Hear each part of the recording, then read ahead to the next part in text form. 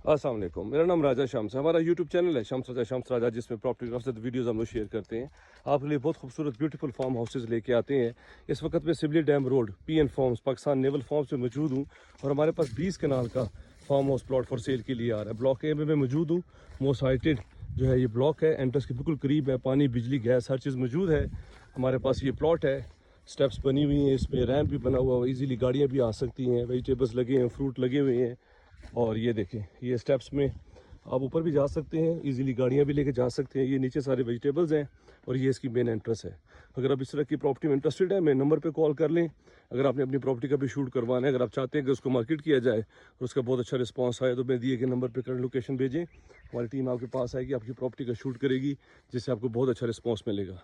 Pakistan naval farms बहुत ही ज़बरदस्त हैं, safe and secure, gated community है। मारगरा मरी हिल्स का व्यू, ये इसका मेन गेट है। 18 करोड़ रुपए इसकी डिमांड है।